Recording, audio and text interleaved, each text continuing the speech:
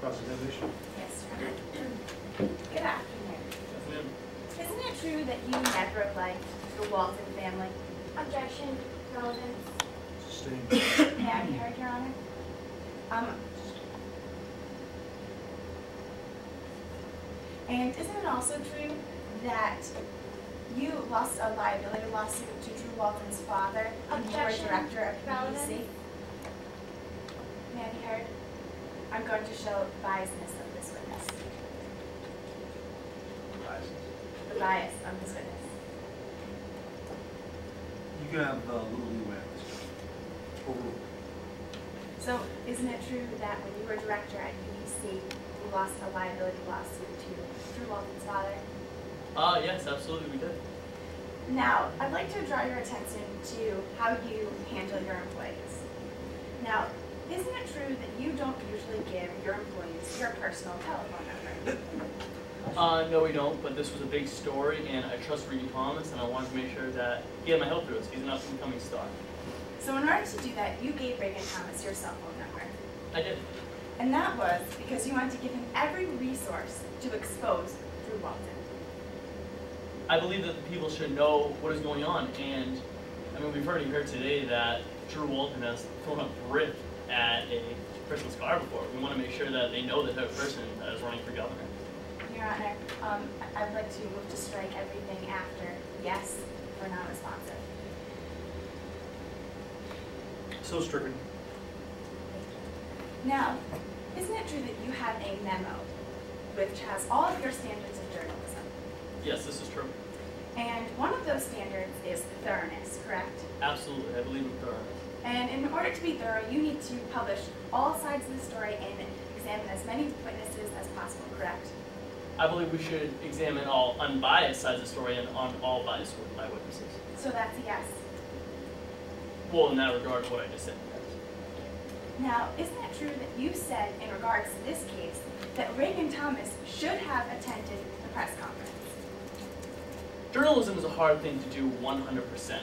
I think it would have been better for the report if he did that, but you know what? I would have done the exact same thing if I was in the issues. Maybe you completely misunderstood my question, or I was saying it wrong in some way. But I simply asked, did you say that Regan Thomas should have attended that press conference? Did you say that? I did say that in part of my answer, yes. Thank you. Now, did you also say that Regan Thomas should have more thoroughly interviewed Jan Patel? Yes, thorough definitely has a fine line between thorough and immediacy. So that's a yes? Absolutely. And another one of your standards that's on the memo is accuracy, correct? Absolutely. And it's more important to be right than it is to be first, correct? Yes, I believe that. But in this case, you wanted to be first to publish a story putting Drew Walton at the scene of Wayne Hamilton's death. We definitely want to be first, as long as we were thorough in our report, which Regan Thomas definitely was. So that's a yes, you want to be first? Absolutely.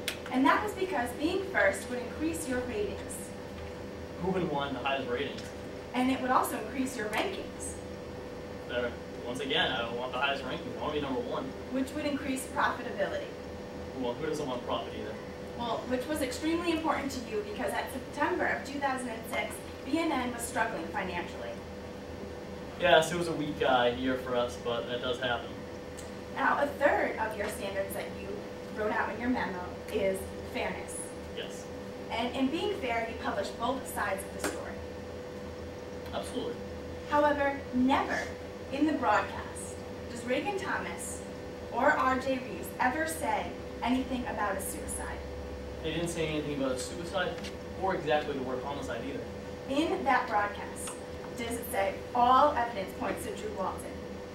Yes. And that Wayne Hamilton was, quote, gunned down? He was gunned down. And does it ever say suicide?